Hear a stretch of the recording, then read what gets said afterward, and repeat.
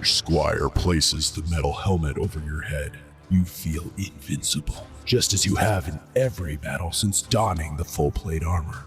You hop upon your horse and follow the captain of your battalion to the front line. You stare out into the grassy plain, so peaceful for now. But just as you let out a relaxed exhale, you see them, the enemy.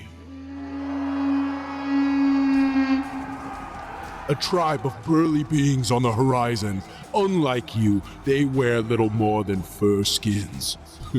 You chuckle to yourself. This fight is looking to be an easy one. You rush forward alongside your fellow soldiers, all clad in metal armor just like you. You grit your teeth into a smile as you raise your sword confidently. The distance between your foe closes quickly. 30 feet, 20 feet, 10 feet. Smash! You turn to look as your allies have made first contact, and your overconfidence turns to horror. A massive axe takes a hefty swing, slamming straight into your ally's armor. You expect it to glance right off, but instead your fellow soldier is sent flying 50 feet into the air, slamming back down into the ground with a horrible crash. This isn't some tribe of common savages you're up against. These are barbarians.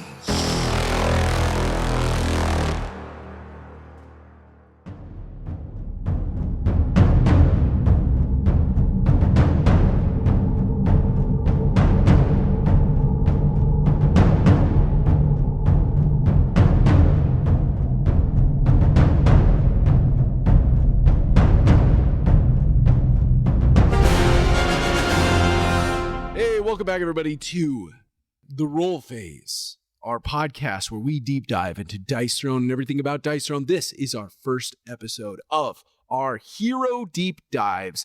We're going to take a big old look into Barbarian.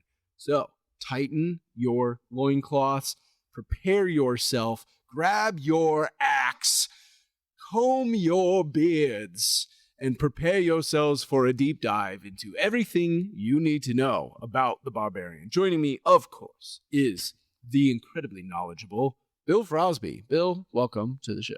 Hey, guys, it's me. Oh, man.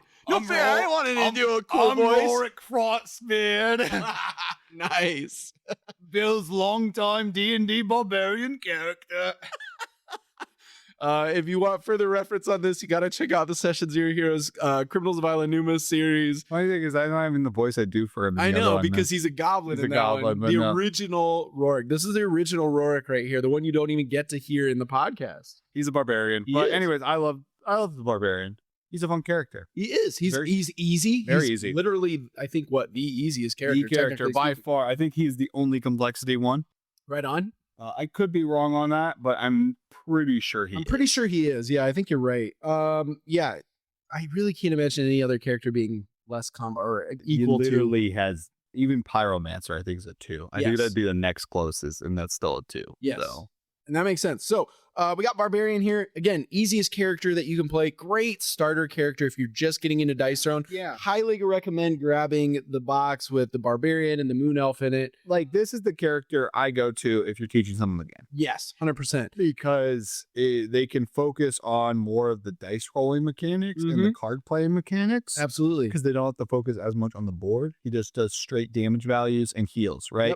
Yep. That's really simple to grasp. And then after they learn the dice rolling and card drop playing mechanics, then you can give them a little more complex characters, and then they can learn a little more about status effects and the more depth characters and like the playing and selling of cards and all that stuff, right? So yeah. Absolutely. So we're going to pick apart the Barbarian one piece at a time. We're going to kind of start things off with also teaching and giving advice as well. Of course. Very much, because we want to learn, and we're basically just going to dissect this character, and basically Skylar is going to like look at the character and ask questions, and then I'm who has a little more knowledge on the game will basically be talking about like what are his strengths, what are his weaknesses, what are his valuable cards, what do you sell, right, what do you buy, what are you looking to do on his terms. Like, that's what I'm going to be here to help with and stuff. So as far as I'm aware, You buy low and you sell high. You always do that. Yes. Always So, do that. We're gonna find out how to do that with the Barbarian. Because stocks and bonds. He Stocks has and bonds. the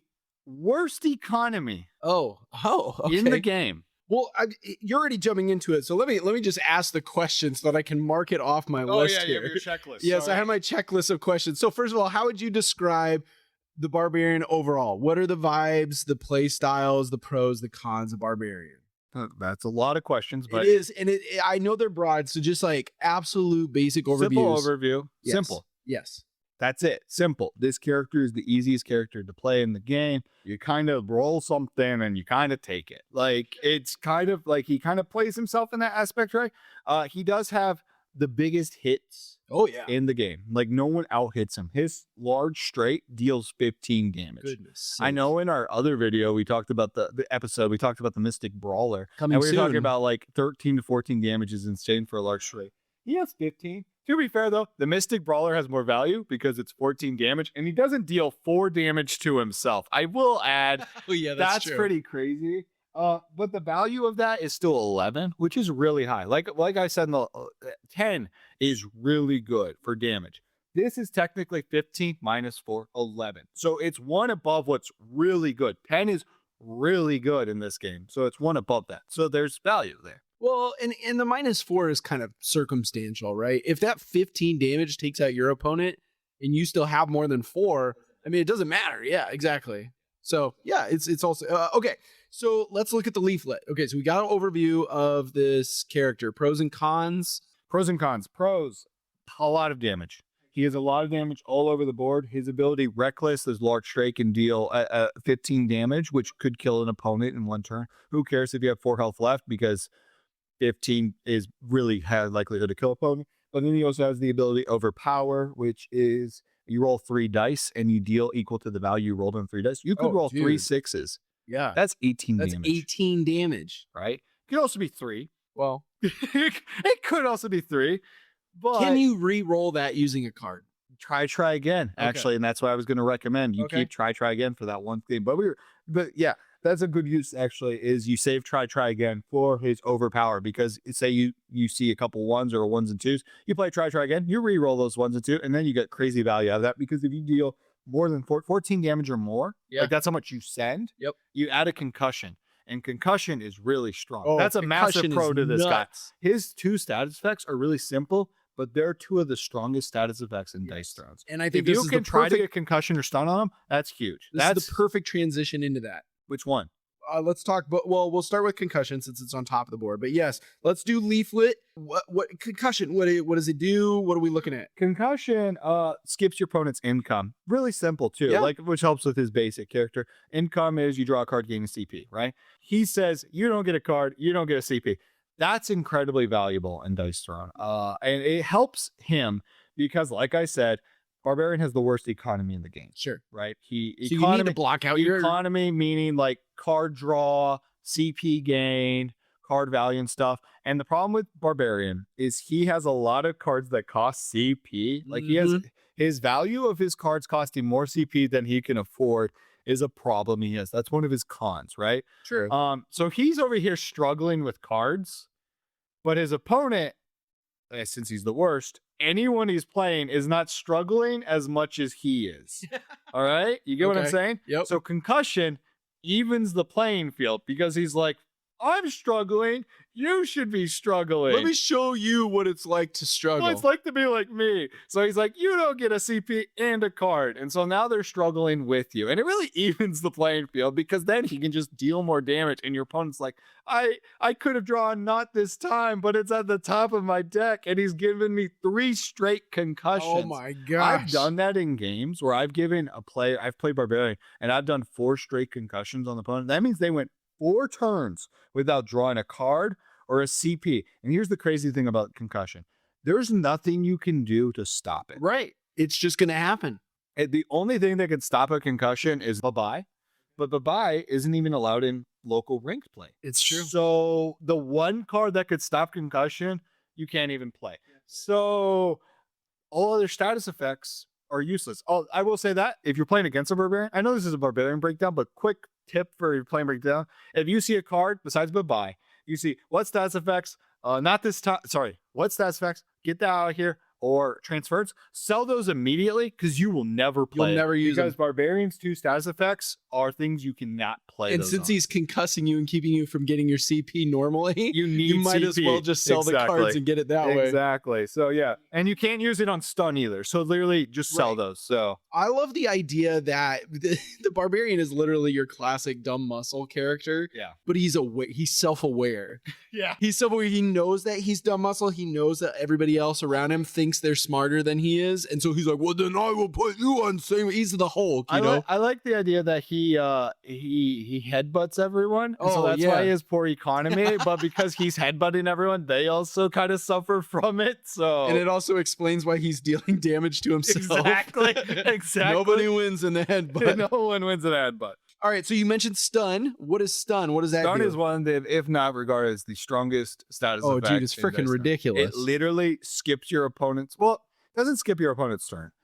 Because if it skipped your opponent's turn, that would mean you would get another card draw Mhm. and another thing. It doesn't work like that. Rather, how it works is you inflict stun, and then you just pick that stun back up, and then you pick up your dice and you roll again. That's how it works, You right? just go straight into your next attack. Correct. It's kind of like combo with Spider-Man a little bit. It is, but it's stronger. Okay. Okay, because this is why combo is not strong. Combo lets you pick up your dice and go again. Iceman lets you glide into an ability, basically at 2 attacks. The difference between those is you can play agilities, you can play evades, you can play not this time, right? Block 6 damage, you could dodge half the damage or all of the damage, right? With combo or glides, right? You cannot stop stun. On stun, it flat up says your opponent can take no actions of any kind. Stun acts like an ultimate. Huh. Okay. So, say for example, you're doing a mini ult, right? So you're getting ulted by any character. You can't, if the ult goes through, it goes through. You can't do anything about it. You're about to get mini ulted by Barbarian, which stuns you. Say you have 5 health left and you're holding not this time that would block 6.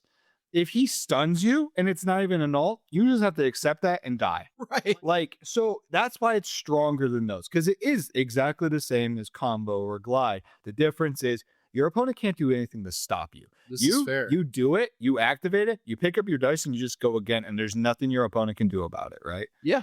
That's why it's really strong. Something that I'm just noticing reading sort of the fine print, the italicized text on here. Yeah.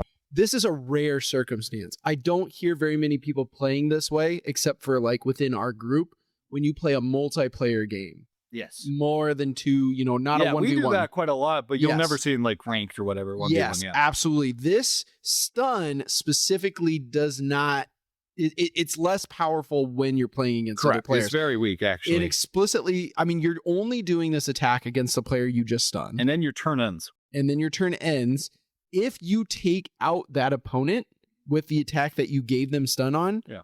I mean that you don't get to do stun. Like you don't get another attack on a different player or something. No, like but that. just kills them. So it takes out that player, which obviously great, but you don't get to slam down on somebody else. Yeah, it's just not good in a multiplayer. Yeah, it's just not as good. And I mean, Yeah. obviously you took somebody out, great. That's fantastic. But just be aware, if you take it into a multiplayer, you're not. A combo would be different. Correct. Yeah, no, it's way And stronger. I don't know about Iceman's Iceman's the same person. You target the same person. same person. Okay, so kind of similar to this. Combo, you can target someone different. But, Okay. but I think glide has to be the same person. Got it. So combo would be better in a multiplayer. But anyway, that's beside the point. Okay. So I mean, hey, there we did it. We got the leaflet out of the way. Wow, that was took a wash. I know. We're like, woo! Wow. Okay. So we got that looked at. Stun, concussion. Those are his 2 tokens. Now, actually, before we do finish off with the leaflet, again, he's a simplicity 1. He is the simplest character. A big part of that is because he only has 2 tokens that he's dealing with. His economy isn't very And both the large. tokens are on your opponent, so you're not even really dealing with them. You know? Exactly. So I guess with that being said, you compare him to someone like Tactician, who has a lot of stuff, or just one of the other characters that are more complex. Yeah. Is his lack of options within the tokens on his leaflet, is that a hindrance? Is that a disadvantage? Or is that in some way an advantage? Is it still powerful enough to kind of pit him against a lot of the I other would characters? say it's a hindrance. Okay. Because Barbarian's viewed as one of the weakest characters in Dice Stones. And a big reason he's so weak is he's not very versatile. Mm-hmm. He really just kind of has to swing big and swing for the fences, and he win that way. It's a sport term, but everyone knows what a home run is, right? A lot of characters, baseball, a lot of characters, they'll hit singles, they'll hit doubles, they'll hit home runs, right? They can do a lot of everything, which is good baseball, right? Barbarian is either a home run or a strikeout. Okay. It's no in between, right? So either you roll really hot and a lot of high damage with this guy, or you just whiff a bunch because your opponent modifies you and you just don't have anything to do about it and you lose. So that's exactly how I'd imagine Barbarian playing baseball too. yeah, He's going to come out onto the field carrying this big old stick. he's literally going to swing 3 times at the first 3 pitches. Yep. Those pitches could be the craziest pitches in the world, and he'll swing at them. Yep. And either he hits it or he doesn't, and it's gone. Yeah. Contact, it's gone, He's right? freaking Bam Bam from from the basically. Flintstones. Yeah, basically. And he's gonna, if he hits the ball, it's gone. If he misses, he's gone. But because he has a lack of status effects and stuff, his versatility is really not there. But he's a basic 1, the complexity 1, so it makes sense. He just hits big, he hits hard, and if the opponent does anything to really interfere with that, he'll probably lose. So, but as a Barbarian player, I'll tell you when you're playing Barbarian, if that's what happens, that's what happens. There's really nothing you can do about that. It's basically, the way I view Barbarian is you try to do as much damage as you can on your turns and put it into your opponent's hand to stop you. Got it. If that makes sense, right? Yeah. So it's very simple for on your end. The game's more complex for your opponent because it's like, he's hit me for 15 damage on 3 turns in a row. How am I going to live, right? Right. Well, you're a Barbarian. You're like, oh, shoot. They stopped me after I tried to do 15 damage to them. Oh, well. Next turn, I'll try and do 15 more damage to them. Right. It's just you just got to roll with the punches and just keep going. Because at the end of the day, as a Barbarian, there's not much you can do. The most you can do is try to get the most possible out of your turns. Got it. Which is just trying to go for the most damage in Max the that safest way. damage. Yeah. Because remember, you're probably not going to have cards that can save you. Right. So you probably try to do as much damage as you can, safest way. Okay. Safest. Okay. Yeah. I see what you mean. You're kind of taking whatever. Don't whiff. Whatever That's you do, what I'm don't saying. whiff. Don't whiff. Put it into your opponent's hands to make you whiff. Right. But that also adds make smart choices. Don't go crazy chasing 6s No. when you have nothing in your hand. So yeah. Which is a bummer because also That's the you best want part to about hit it. them with those stuns. Yeah, you have to. But at the same time, you don't want to chase what's necessary to get those Someone stuns. said it really well. They said it's a catch-22 because Barbarian in the competitive scene, people very much say you cannot win a game of Barbarian without 1 stun. That is what people in the competitive scene think. I disagree with that, but I also agree with it to a point. Stun is very strong. It gives you 5 damage and you get the action right back. Where I disagree with that is, say you hit a bunch of large straights, you can probably win the game that way too. So you might not need stun, but stun makes it easier. Sure. No, that makes sense. Yeah, you get the reckless a few times. Yeah, exactly. Fair enough. All right. So let's move over to the character's board. Yes, the board. Okay. Any key things that we should be taking note of before we start looking into each individual attack or anything like that? Simple thing you can see right off the bat is 6s. He plays a lot with 6s. Ooh, He does. He's got 3 different abilities that all have 6s. And ignore the mini alt because everyone's mini alt uses 6s. He's got 2 other abilities to look for 6s. What's interesting is you'll notice with a lot more of the newer characters of Dice Tones is they'll have an ability that looks for 1 6 and then other stuff with that 6. And then you'll have another one with 2 6s and other stuff with those 6s. He's got 2 that both look for 2 6s. This is true. Which is a very awkward way to play this character. Especially when you've got a dice set that's AAA, BBC, and you only got 1 C, and you're going to need 2. Again, it's kind of that scary game that you have to play. That's why the simple rule of thumb I have with Barbarian, and this is just advice I give. Basically, you roll. Yep. And you'll take 2 choices, maybe 3 here, looking at your start and roll. You roll. First roll. Did I roll 2 6s? What you ask yourself. If the answer to that is yes, we'll pause there. Yes. Because if the answer to that's no, then you say, all right, screw sturdy blow, screw overpower, and screw going for a mini. I'm going for anything but ability with 6. Because if you don't have 2 6s on the first roll, don't even bother, okay? You will get caught chasing and you will lose. That's such a scary spot to be in because, obviously the straights require a sequence of numbers. But it doesn't have to be a 6. That's true. It doesn't have to be a 6, but large. it does still have to be. It's a 1 and 6 on each of the dice. Hey, but 1 6 is okay. for This a is straight. true. That's all you need. And Yeah. that's why I'm saying like 1-6 is possible. 2-6s is when you start like getting a little hard. We're getting into like a nervous if you roll place. 1-6 on your starting roll, I'm not encouraging you to pick up the other 4 and go, I need another 6. You'll probably lose doing that way. Yes. Okay. If you go roll 2 6s, we'll get to that. I'll get back to that. But if you roll 1-6 or less, you're going to then look at everything else. Okay, you're just immediately throwing out the You bet. idea. Then so basically the order of operations of Barbarian is, do I have 2 6s? No. Do I have a straight possibility? If the answer to that is yes, look for the straight. Go for the straight. Right? And Got it. also stop the straight as soon as you can, right? What I mean is, if you have a small straight on your first roll, maybe roll one more time at that 5th dice, see if you get a large straight. But lock in a small on that second roll if you didn't get a large straight. Because the problem, like I said, low economy, easily loafable. If you have a small straight and then you pick up that dice to roll for a large straight, not once, but 2 more times, and you say, oh, dang, small straight, lock it in, third roll. Your opponent now knows you are out of rolls, Yes. and you, being a barbarian, probably don't have a way to save yourself. They might just change your dice and make you whiff. Yep. Even worse, you roll once, small straight. You don't take it. You roll again for a large straight. You don't get it. You have a small straight, but you're feeling a little risky, barbarian style, and you go, I want a large. So you roll that last one. You get the large on your third roll. Your opponent is 100% changing your dice. Yes. Because you're on your final roll and you're a barbarian. They don't want to get hit for 15 damage. So they're going to change it. And if you don't have a card in your hand, you're screwed. Mm-hmm. Stop on the second roll is my number one piece of advice on Barbarian. If you have something on your second roll, take it. And if you have the large straight and it involves a 6, they're going to let you keep that 6 because it's completely worthless. Yep. If they change anything else, they're going to put you in that smack fortitude territory. Yeah. But you got a whole dead dice that you're going to have to deal with. They could really throw that off. Yeah. So try to stop on your second roll. That is Sure. my piece of advice. The only reason I would change that advice is if you have cards that like mod dice cards. Okay. Like fair the enough. ability to change your dice. Yeah. But I wouldn't even really say that's for any ability, but if you're going for an Ultra Mini. Right. That's the only time I would really use your dice that change dice. Okay. So other than that, lock in your second roll. So we're locking in our second roll. Now we're looking at our board here. Let's just assume that we do not have 2 6s. So we're kind of, And then we don't have a straight. we obviously So don't, then we go to the third option. which is smack or fortitude. It's really that simple, isn't it?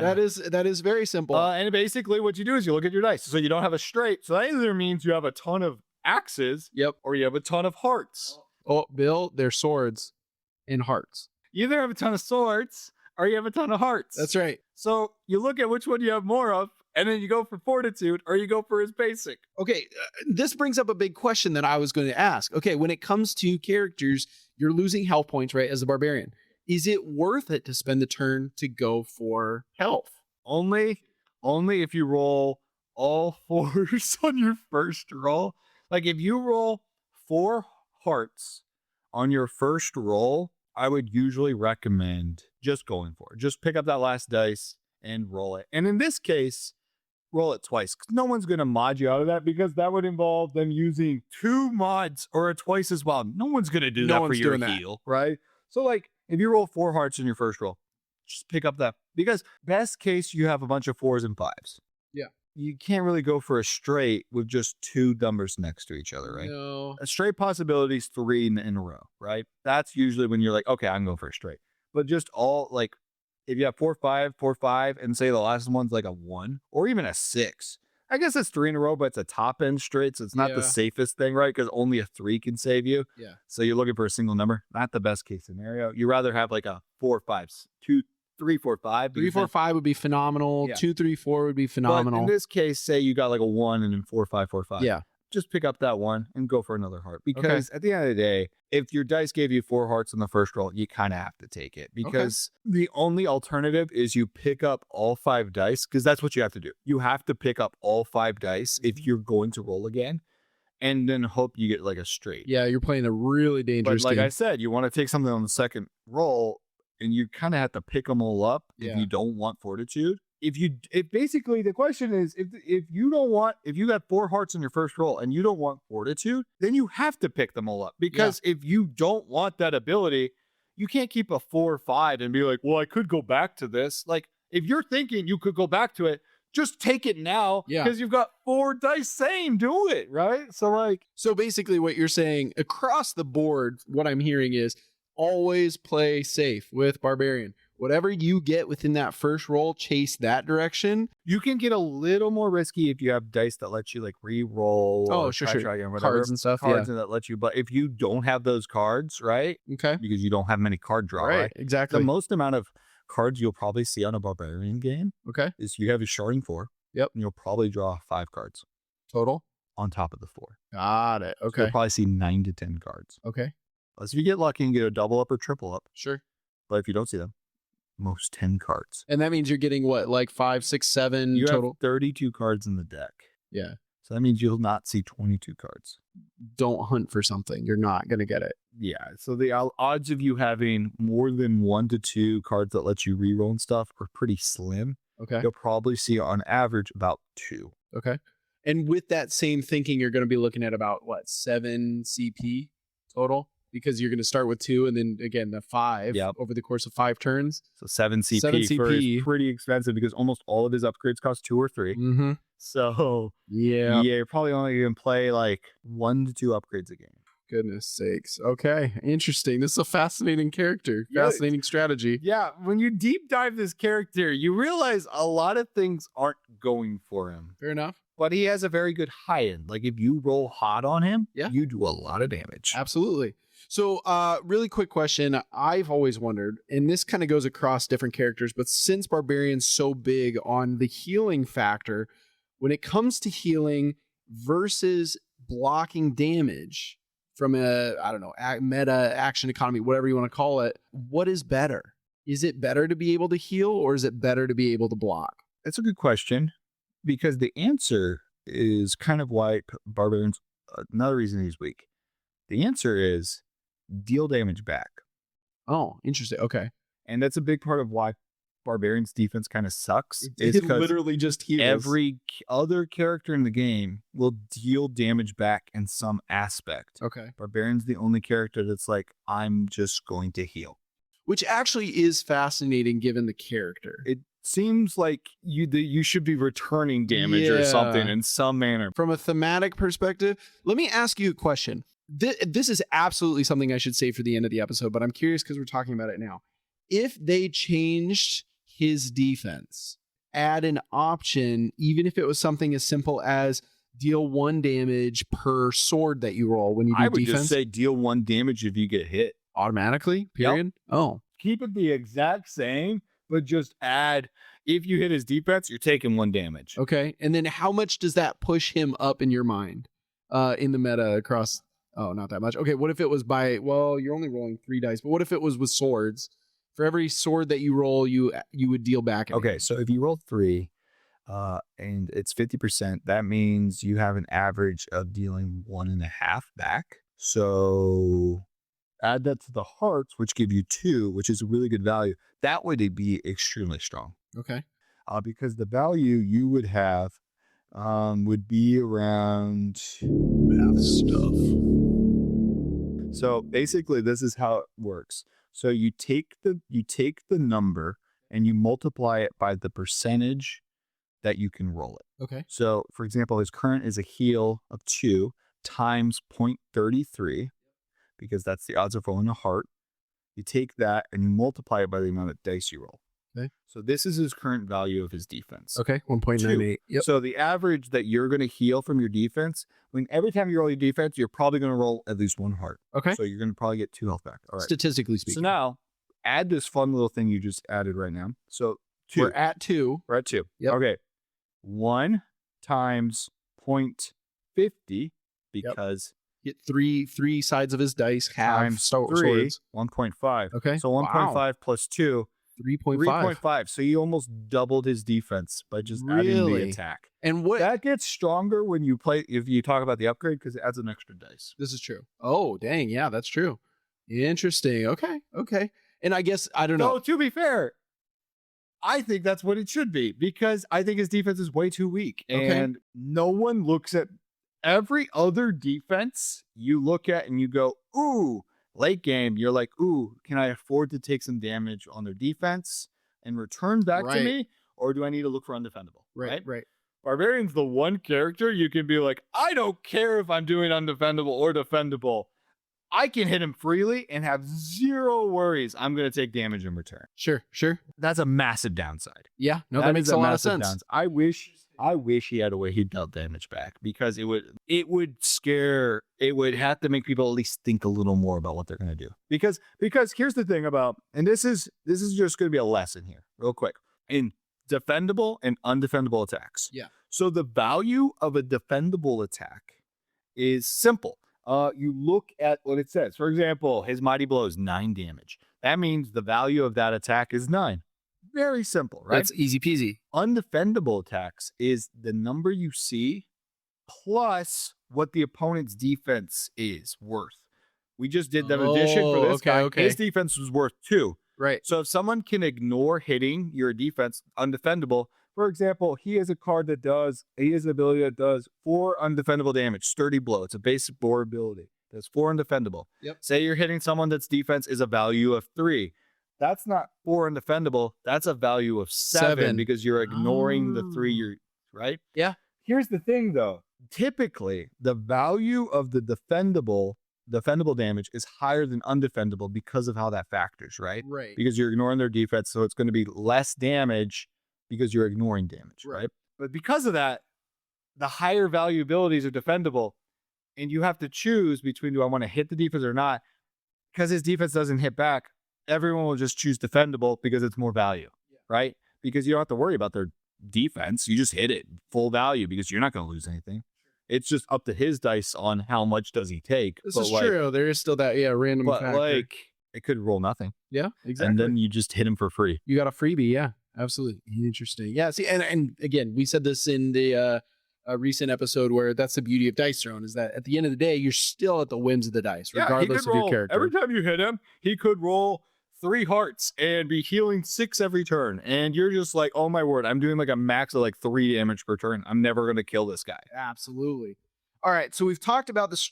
I mean, we've talked about most of the board here. I guess I didn't talk about 6s. Yeah. Because I didn't mention, I was doing the order of operations. And I said, we'll get back to the top one. The top ones, you roll 2 6s. Yeah. If you roll 2 6s, what you're going to do is you're basically going to look at your hand and you're going to be like, do I have cards that can give me more 6s? If the answer to that is yes, pick up those other 3 dice and pray for 6s. Because you're going in it for crit bash. Oh, yeah. Or the ult, of course. Exactly. You're always Say going after for that second roll, you don't roll any more 6s. Then you go, all right, I'm just going to pick up these dice and go for swords and then go for sturdy blow, hopefully overpower. Yes. Right? That's what you're going to do. Okay. Say you roll 2 6s on your first roll. Yep. And you have no cards that give you more 6s. Then what you're going to do is you're going to pick up those other dice and roll for swords. So you're going to keep if you have swords and just roll the other ones hoping for swords. If you can get overpowered by your second roll, take it. Okay. 100% take it. Oh, okay. I see where this is going. Yeah. If you don't have overpower by your second roll, you could play risky. It's kind of up to you on how you're feeling. This is a question where it's game state. Do you think your opponent's holding any dice, and do you think they'll change your dice if you go for an overpower? The answer is usually not really, because your opponent kind of will most people will save their dice mods against Barbarian if he's going for a large straight or a mini or an ult. Yes, because they don't want that stun. Exactly. If you're not going for any of those, they'll probably not play it. Okay. So if you think your opponent's probably not going to play a dice mod on you and you're holding 2 6s and 2 swords, right? And you think your opponent, and you're on your second roll and you're thinking, should I roll 1 more to see if I can get 1 more sword to go for overpower instead of sturdy blow? You basically have to ask yourself, do I think my opponent's going to use a dice thing to change one of my 6s? Right. Good news for you. If that happens, you can still hit him for your basic smack, and it might even be a middle basic smack for 6 damage. Sure. That's still not bad at the end of the day, right? It's better than Well, yeah, because it depends on what it is that they're going to play. But if they do tip it, it's still going to be your basic smack. That'd be the minimum. Yeah. But it's something. You're not if it just forces you to re-roll, then there's a chance that you might get your 4 sword smack. Or roll right back to a 6. Yeah. Oh, yeah. That's always true too. So, yeah. Again, you have to kind of ask. And if you think the answer to that question is, do I think my opponent's going to change one of my 6s because I'm going to be on my 3rd roll? And if you manage to get overpower, if you think that's what they're going to do, just take the sturdy blow on the second roll. Okay. Right? Because it's safer and your opponent won't touch it, right? Right. But if you feel a little risky, and sometimes you have to take risks on Barbarian, I would say pick up that one and go for the third one. And like if you hit a sword, it's up to your opponent then to do something. But the good news for you is that means they have one less mod to stop you in the future from going for something bigger, like a low This is string, very right? true. This is very true. But if you fail, then you still have sturdy blow. So it's not like you whiff, right? You hit for 4 undefendable. But if you succeed, it basically puts the game into your opponent's hands. Like, do you stop me? Yeah. Or do you? And which I said at the very start of this Barbarian is definitely a character where it's just like you do the best you can and you put it in your opponent's hand on how to beat you. Okay. Right? I like it. I like it. All right.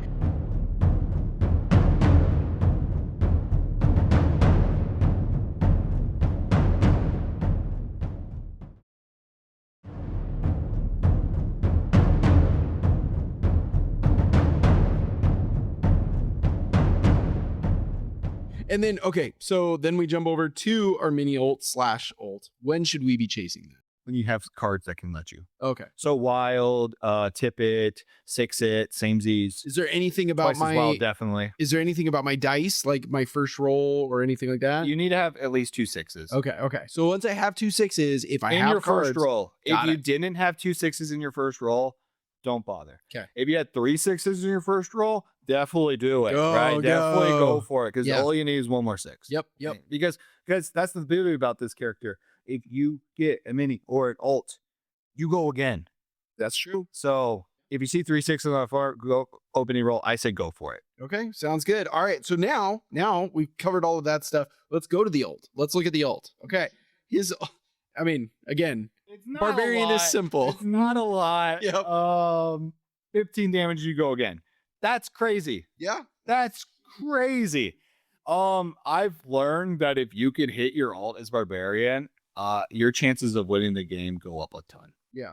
And I mean, to be fair, you could say that about a It's lot the of same characters with to a a lot, certain but character. the fact that you get a whole extra turn as Yeah, well is what makes it strong. huge. Yeah. I'm doing 15 damage. And I go What you jump over and you manage to get like sturdy blow or something, you almost dealt 20 damage. If you're starting out with 50, what is it, 50 for 50, yeah. tournament? Yeah.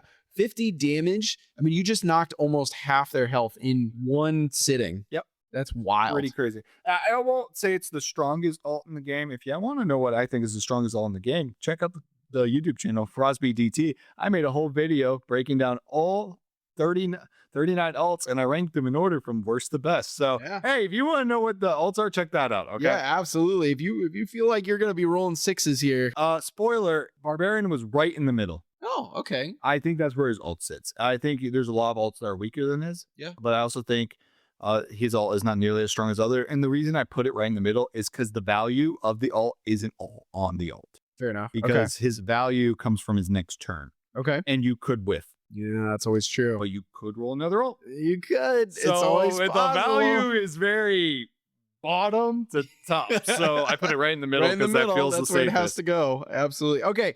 I think that really covers all of the board.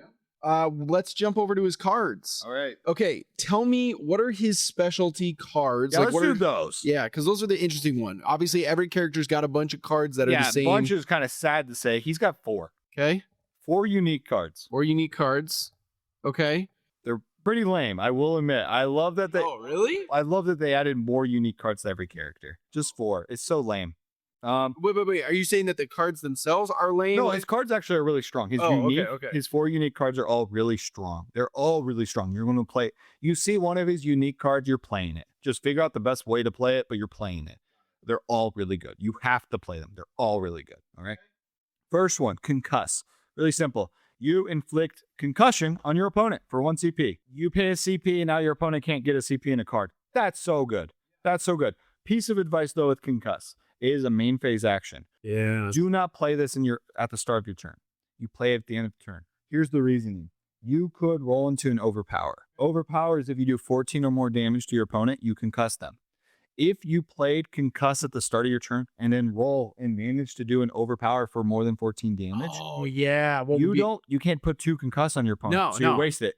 Save Concuss, the main phase card, until at the end of your turn. Yep. If you didn't play Concuss on your opponent, then you play it. You get 2 main phases. Use the second main Use phase. the second phase. A lot of people wisely. forget about it. They're like, okay, well, I guess that's the end. I did my damage. All right, your turn. It's like you got a whole nother main phase. I'm not saying that you have to use it every time, but don't forget that you have it. There is good uses to it, and Concuss is a great example of Absolutely. wait.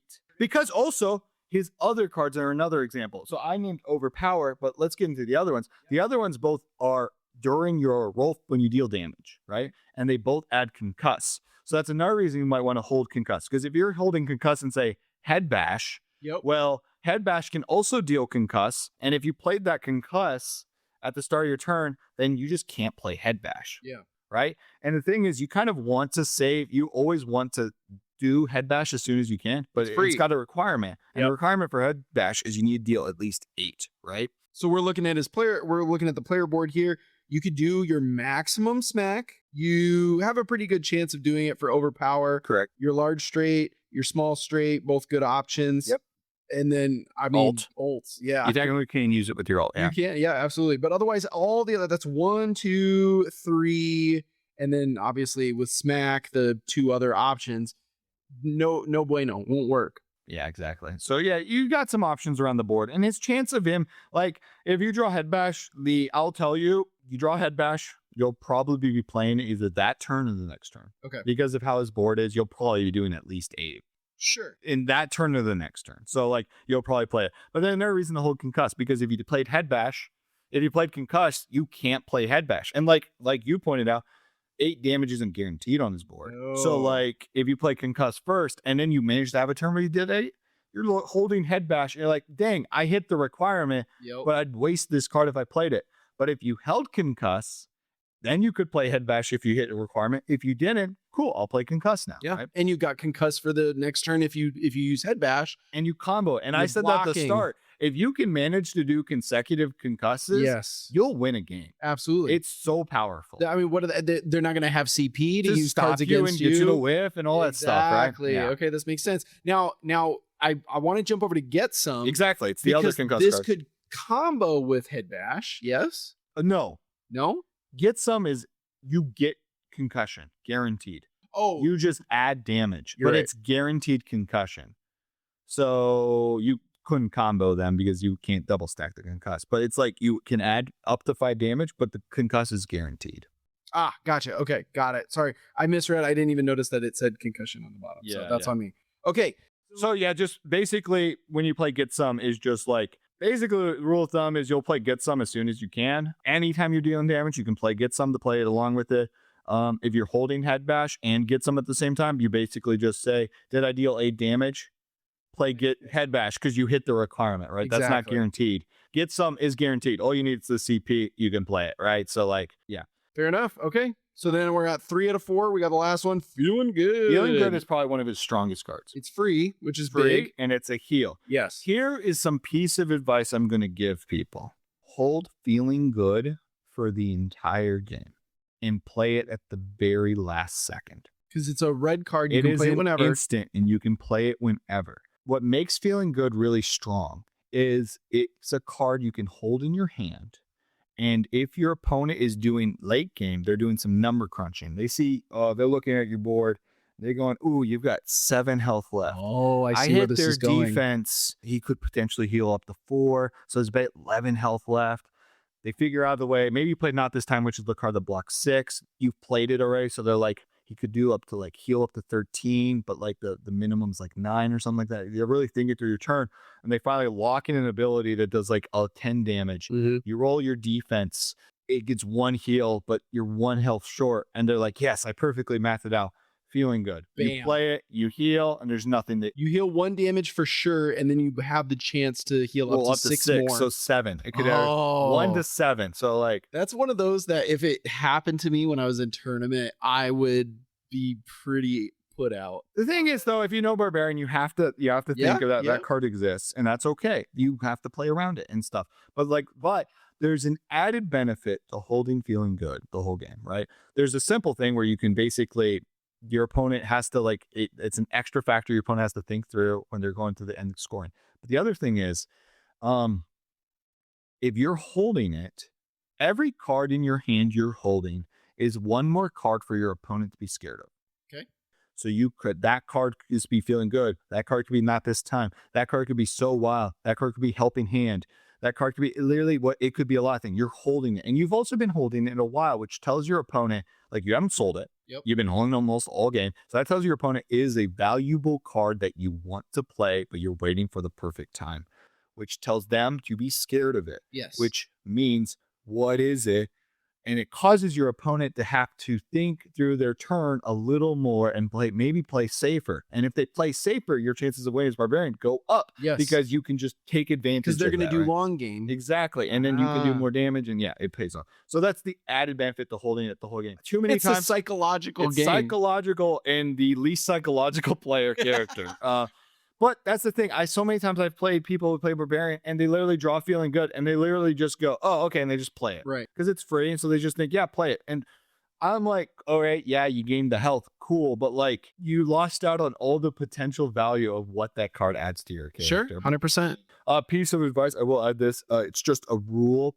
It is an instant, but you cannot play it during an ultimate. So if your opponent is going to ult, just be like, that ult will go through, but before the ult goes through, I'm going to play this card just so you can get the ult. Because after they start doing the ult, you can't play feeling locked good, in. right? It's locked in. So just before the ult goes through, you just be like, I'm going to play this card before the ult happens. That way you at least get that health. So it might save you, you know? Yeah, might make you through get you might through give that you seven health, which their ult, might have killed you, but now it doesn't because you gained 7, Perfect. Okay. Next up on the list, we're going to look through the upgrades. What is worth it and what is not? All right. So I basically set aside some upgrades. So here's the thing. We talked about this. You mentioned the most CP we're probably going to have is 7. Yes. That we're gaining this game, right? His upgrade's going to cost 2 or 3. All right. That's too much. All right. So basically, when you draw an upgrade, you're going to ask yourself one of a few questions. First off, the main thing I'm going to say, sturdy blows. I sell those every time. I do not see the value gained from those. That ability is basically, in my eye, sturdy blow is a fallback to overpower. Okay, makes sense. I don't want to pay for something that I'm not even intending to play, right? Why pay for more something like that you're intending to play, right? So next one, Fortitude. This is the one that modifies your heal. You will only play this card if your opponent has strong status effects they'll put on you. For example, they might put a burn on you. They might put, not poison because you would just lose value, but like a really strong status effect, Phoenix, burn. That's really the main ones I would probably play this. If your opponent doesn't have any of those status effects that are really strongly put on you, maybe against Cursed Pirate, because Cursed Pirate has a lot of status effects as well. This could be used. If they have those, play this card, and then when you get if you manage to get 3 of a kind on your heart rolls, then you can probably get rid of that negative status effect. All right, that's when I play it. But if your opponent doesn't have those, or like they have negatives but they're not that strong, like poison's strong, but like you can have up to 3 on you. Getting rid of one of them is not going to save your game. That's a good point. So like those like literally burns and pirate, like those are the only times I really probably would play this card. Okay. Other than that, sell it. Got it. Reckless. If you get this card early, play it immediately. It makes your large straight from 15 to 20. Holy cow, to 20, yeah. And then your self-damage only goes up 1. Yeah. So remember, your base Reckless is a value of 11, right? This makes it a value of 15. That's crazy. That's You pay crazy. 2 CP to gain a 5 value. Yeah. That's pretty insane. solid. The only thing is, late game, you probably don't want to play this because CP is more valuable for you then. And the thing about upgrades is, the earlier in the game you can play them, the better they are because you have more turns to activate them. But the later in the game they are, you just sell them because basically the question is, basically the rule of thumb is, how many times do you think you're going to play this upgrade left in the game? If the answer is 1, I'll do that ability maybe like 1 more time, sell it because it's not worth it. It's basically, you need to do that ability 2 or more times to make an upgrade worth it, right? Okay. Reckless could be good though, but if it's end game and it's close, you probably can't deal 5 damage to yourself and live. Yeah. So It's just not worth it. okay. Early game, play to me. Late game, sell it. Got it. Okay. Crit Bash is mini ult. Okay. Okay. This one. You're adding Crit Smash to it, which only requires 3 6s. So this ability is good and also bad. The reason I say that is because when people play this upgrade, they think they can chase their mini ult more and they're safer because they have an extra 3/6 ability. Here's the problem. His fallback, crit smash, sucks. Sure. Concussion's good. Sure. 2 undefendables, not good. And it's a weak ability. It's a very weak ability. And it's just like, the only reason you should be in this state where you're accidentally falling into that is because you chased 6s hard and failed, Okay. or your opponent changed your dice. Here's Right. the thing, though.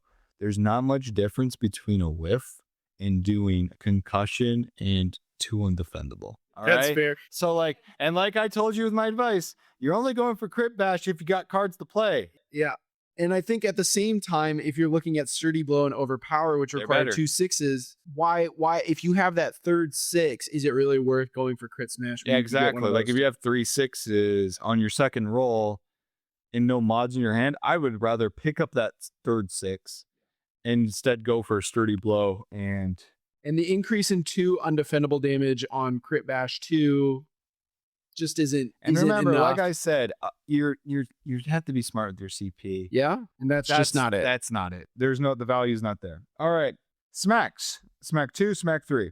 I'll tell you right now, you don't need both. Sure. If you draw that one of them early, this is the question you ask yourself: am I scared of my opponent's defense? If the answer to that is I'm very scared, and this is in my opening hand, Go for it. if the answer to that is I'm not really that scared of their defense, or like basically if the answer is like I'm kind of scared of their defense or not that scared of the defense, sell these immediately. Okay. All right, sell the basic upgrades immediately. You only play these if you're terrified of your opponent's defense. Got it. Because 4 of a kind is really rare in this game. True. So like the chances of this attack being undefendable is pretty slim. Yep. So just sell these immediately. Unless if you're really scared of your opponent's defense You're and you want desperate for that. and you want any chance of undefendable, then it's another source that can help you out. So, Okay, fair enough. overpower. This is the big one. Because you're adding War Cry, and the beauty of War Cry is, yeah, it takes away from having to get those 6s.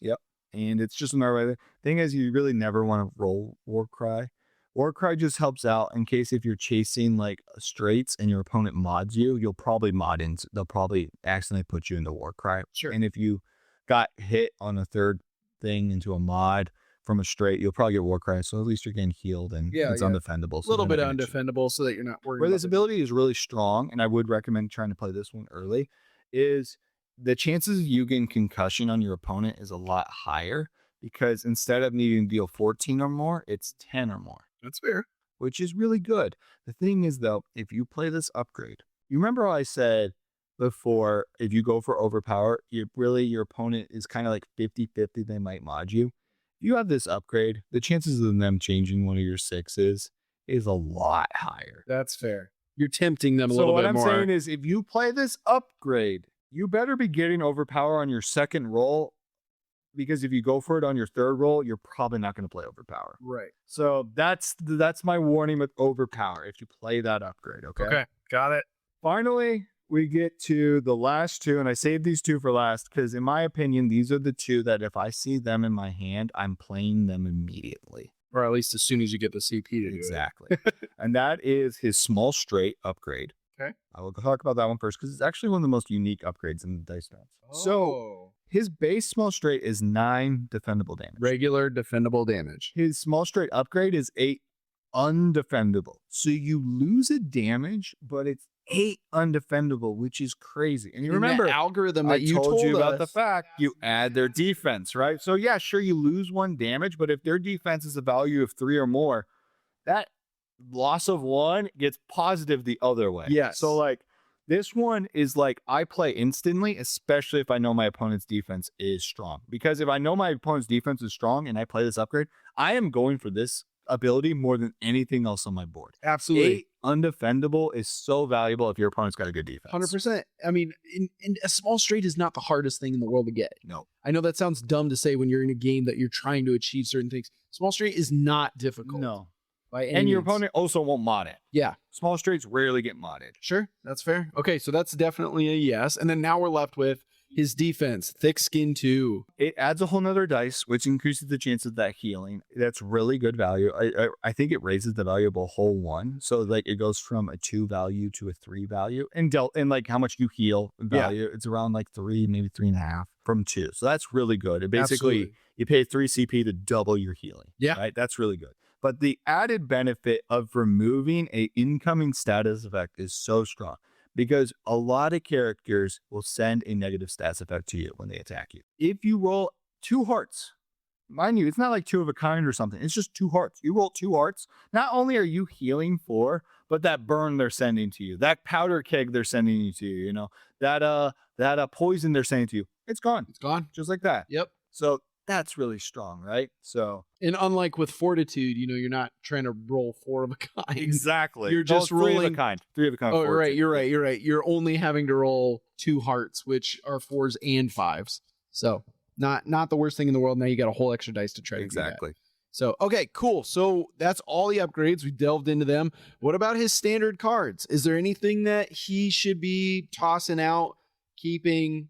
Obviously, you got things like, Vegas Baby. And Well, things yeah, like you're that. going to play your getting paid Vegas. You got to Baby, of have course. those. Of course, you're going to play your double up, triple up to get more cards because, like I said, that's insane if you can get it because he's going to see like 9 to 10 cards. With double up and triple up, now you're going to see like 12 to 13. So, like, it's pretty crazy. Right. For him. You're going to play those. Honestly, any of those non-upgrade cards are valuable for him. Sure. Because they're either reroll, extra CP, card draw, or the ability to change one of your dice, right? Absolutely. The only one that I would tell you to be mindful of is try again. We mentioned this at the start. Try again is where I would highly recommend saving try again for with him.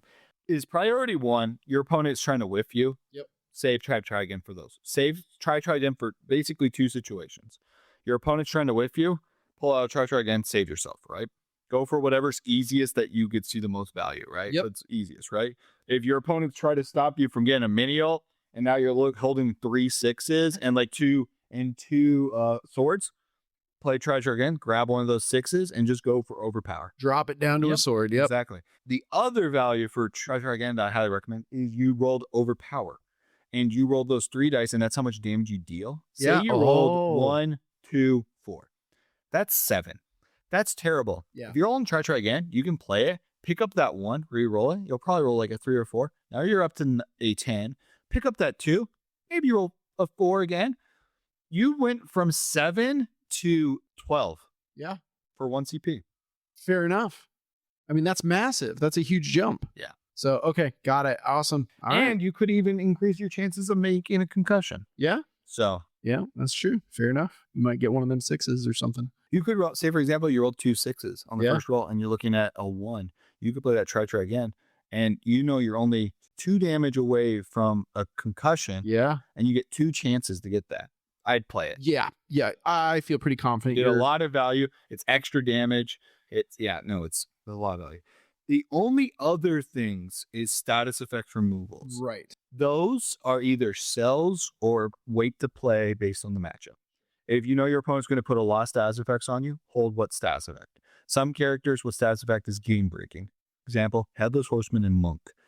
If Headless Horseman has a lot of Dreadfuls, you save that what status effect until they have a full board of Dreadfuls, then you play it, get rid of all their Dreadfuls. That really resets what Horseman. Monk and Paladin are on the same thing. They're going to fill their board up with like protection. Yep. Play what status effect before your turn. Now they have nothing. Now you're going to get a big hit on them. You don't have to worry about them blocking anything. Exactly. And yep. Okay. That makes sense. But if your opponent doesn't do that, sell what status effect. Okay. Bye-bye. You save that until like a good ability. Like they're going to hit you with a big status effect that's going to suck. Play bye-bye, save yourself, right? Get that out of here. And transference, get that out of here. If your opponent's going to put a big negative status effect on you, you'll probably want to keep that. Otherwise, just sell it. And then transference. Basically, this one is if your opponent puts a really not nasty status effect on you. If you have transference, you can put it on them. Yep. But if your opponent also has like a really strong status effect that like blocks damage, like a protect or an invade or something like that, you can put it on yourself, and that just gives you a whole, basically okay. another turn in the game. So it's a lot of value from a single card. That is true. So. Okay, fair enough. So really for him, anything's on the table. It's not like, with Monk, he's got his cleanse. So you look at those status effect cards and you're kind of like, are they really necessary? I'm going to get the cleanse anyway. That's the reason why I asked this. And again, since Barbarian's so simple and so straightforward, you're probably going to need those cards. Exactly. Fair enough. Of course, the frustrating thing is you can't buy the cards because he's not getting any extra. Nope. So CP. And that's the other thing. You have to be very careful with your CP on Barbarian, because you could be CP starved. And like, there's so many games I've seen with Barbarian players where like they're holding like 2 cards with like 1 CP, and they're just kind of buying time to play the next card. Yeah. And it's like, you're not as threatened about them because you're like, oh, well, he's only got 1 CP. He's got 1 CP and 2 cards. The most he could do is like get me out of one of my dice. Like it's a helping hand or a tip it. Yeah. But like if I'm planning ahead with that, I can just be like, I'll keep an extra mod in case if they try to whip me, I'll just go right back, like just plan ahead, which is the sucking about Barbarian. That's why I've like the cards you're most likely going to sell are upgrades. Yep. That way you can afford the good cards that are going to come later, right? Because honestly, almost every card in his deck is going to be more valuable for him than an upgrade after like turn 3. Okay, that makes sense. And also, that's another thing. I did say like you want to play like his defense upgrade and his small straight upgrade as soon as you see them. If you think there's only going to be like, it's like the rule I said for the other thing. If you think you're only going to play that upgrade like 1 or 2 more times for that game, like you're going to activate that ability, sell it. Sure. Right? Because at that point, you probably have stronger cards in your hand, so you need to sell it. Yeah. Same with your defense. Do I think my opponent's going to hit my defense 1 more time? Just sell his defense up. Sure. If I think you're going to hit my defense more than twice, it's expensive. It's 3 CP. So if it's late game, I'm probably selling it. But if I think it's going to be maybe 2, maybe 3, and I have extra CP, then I'll play it. But like, you have to think about those with upgrades. Yeah, absolutely. No, that makes sense. All right. So now that we've talked about pretty much everything with Barbarian directly, let's look at counters and counters both ends. What is he good against? If you go into a tournament, your player has their 3 characters. You have your 3 characters, one of which being Barbarian. You decide I'm going to play an interesting tournament. Yeah, it is. Let's say you're that because I don't know why Barbarian's in your group. And to be fair, I say that at our last ranked tournament, I played Thor against a Barbarian and lost with 1 HP. It's possible. It's always possible. Big and he just hit everything. So like, who does Barbarian do the best against? Barbarian does the best against, he does good against characters that kind of need time to build up, but they're not like characters with evade. So like, he's not good against Paladin because he can get protects. Not good against Citation because he can get protects. Necromancer, though, is a character that needs to build up and doesn't have those protections. So he can just kind of out damage him, right? Pale Lady, he's good against because Pale Lady puts that negative stats effects on him, which I said is pretty good with him because he could heal him off if you get your defense upgrade. But he also has a lot of undefendable, which is nice because when she's on her werewolf side, you only want to do undefendable. Got it. And then when she's on her Pale Lady side, you want to just hit big. Doesn't matter. That's what he does. Exactly. Another big one he's really good against is Black Panther. Black Panther does really good against characters that hit back with their defense because then he gets more kinetic. Barbarian doesn't hit back with his defense. He has 1 source of damage every turn. Sure. And that's 1 kinetic every turn for Black Panther, which is not good for Panther. Right. Panther wants to be getting at least needs 2. those kinetic. Needs to get at least 2 from your opponent on their turn, from their defense and then from their attack. Got it. That's another big one. He's actually decently good against Pyromancer because they both hit hard. But like I told you, he has a defense that can heal off those abilities. And if you manage to get those strong defense upgrades, it's pretty good. He does pretty well against her. Okay. Other than that, Vampire Lord needs time to build up to hit with a big attack with her heal. I will say there's a downside of Vampire Lord, though, which is like you're probably not blocking any of her damage, which means she'll get a full heal off. Got it. If she tries to heal on you. And the only thing that really can stop her is a not this time. Okay. So if you're playing her, hold not this time until she does a heal, then play it. That's what I recommend. But like other than that, you're just hitting her really hard, really fast, and she really can't stop you. So she's a little slower. Those are who he's good against. Now, no, I tried to name the characters who are a little more you'll see at tournaments. Yeah. Everyone else you probably won't see as much at tournaments. So it's kind of up to you how you want to play against them. Characters he's weak against. Spider-Man, number 1. Spider-Man, when he plays, he has to think about like hitting defenses, and you don't pick Spider-Man if your opponent's got a strong defense that hits him back hard each time he hits him, right? Right. Like in Spider-Man, you're doing your combo. Yeah, I was you gonna don't want say, someone hitting you back for 2 to 3 every twice, time. yeah. So that's 6 damage, right? Yeah. Barbarian, you say, heck yeah, I'm going to hit your defense every turn twice. Spider-Man's swinging and I jumping don't and punching. freaking care. Like, it's just damage. I can deal more than you, right? Yep. Rogue's a pretty strong one because she's really good against him because, one, he hits for big attacks, but then she gets 2 kinetics whenever he hits for a big attack, which means she'll hit him back hard. And then what makes her even stronger is if you go for influence on her, which will limit your opponent's rolls. So instead of getting 3 rolls, Barbarian, you get 2, maybe 2 or 1 roll. That's really hurts Barbarian because then he can't roll for those. He can't chase 6s, and he kind of has to take whatever because like I said, he can get easily mod. So he's kind of have to take something early. And if he only has 2 rolls and he rolled twice, you could probably whiff him. Next one, funny enough, I mentioned I lost him in the tournament. Thor is really good against Barbarian because Thor does a lot of good damage, but his defense is really strong and it can block that damage. And you can just basically Thor and Barbarian do a lot of damage, but the difference is Thor will be blocking a lot of Barbarian's damage, while Barbarian will be blocking as much as Thor's damage. So the value kind of puts it more in Thor's favor. Fair enough. Okay. Sounds good. And then finally, another one, Ravenous. She's just really good, strong defense, and she gets a lot of value from her bird. And then Iceman. Oh, another reason Ravenous is really good. She can put hexes on Barbarian. Hex means your 6s are blank dice. Oh, and Barbarian no. loves his 6s, can't use them, and like literally that gets rid of almost all of his board. Yeah, it does. That's really good. You literally, if you're playing Ravenous against Barbarian, just go for hexes, and Barbarian's just screwed. Yep. Iceman, he's really strong, just like Spider-Man. No defense. I'm just gonna hit your defense. I'm just gonna glide around and whack, whack, whack.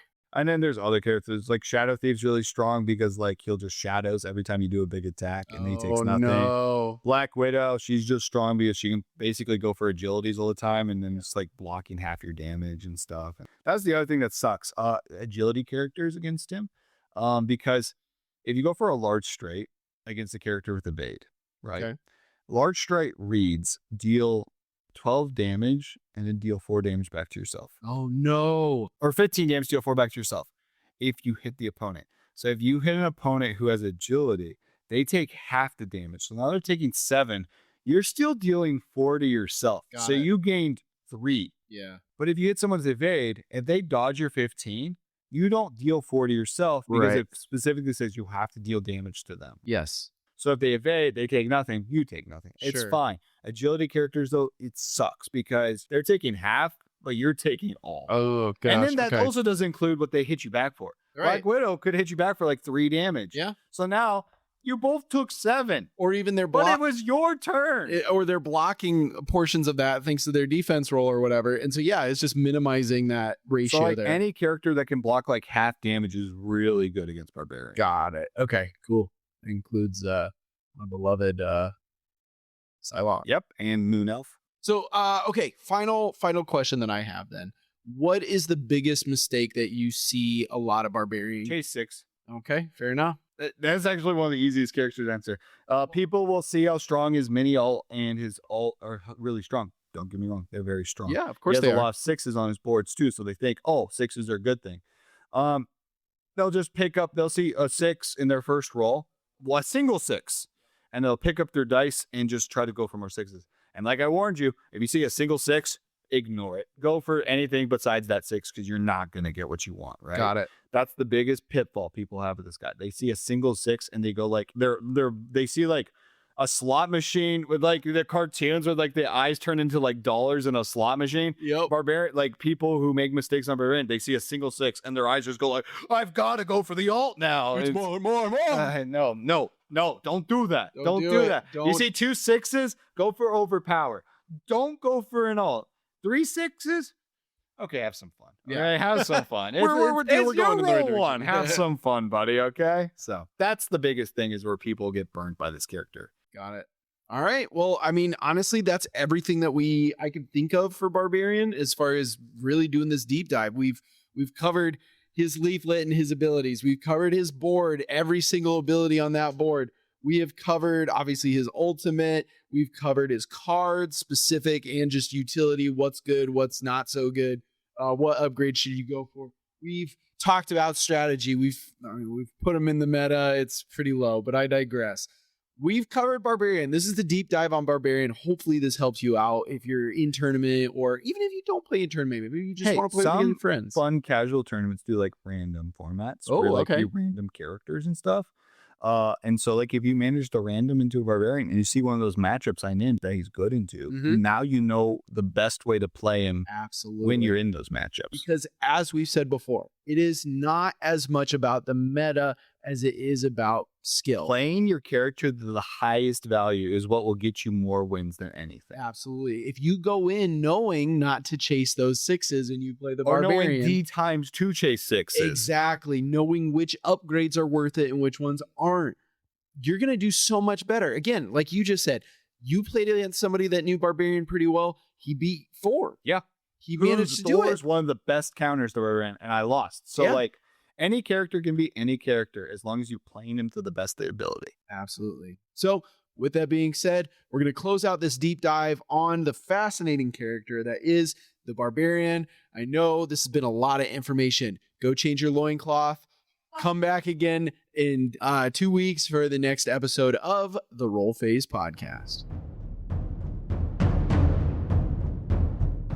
Well, that's a wrap on another episode. You know what, Skylar? But with the roll phase, there's always more on the way. We want to say a massive thank you to all who tuned in and joined in on the roll phase. That's right. And if you enjoyed the show, please hit that subscribe or follow button on whatever platform you're listening on right now. It really helps the show climb through the rankings and get in front of more listeners. And don't forget to find us in the wild. You can follow the roll phase on Facebook, Instagram, Blue Sky, and TikTok, where we'll keep you updated on new episodes and even post more content following us and our Dice Throne journey. Yeah, who knows? We might end up at a convention near you or doing an impromptu video about a brand new character announcement. Yeah, and if we hit 10,000 subscribers / followers, Skylar will dress up as his favorite Dice Throne hero, Psylocke. Wait, what? Oh, and don't forget, we want to keep the Dice Throne community growing, so be sure you're also following the official Dice Throne social accounts to help support this game we all love. Yeah, good idea. Hey, can we circle back to the Psylocke thing? You're right, Skylar. The best way to grow the community is to support the original creators. Yeah, I know, but Until next time, this has been...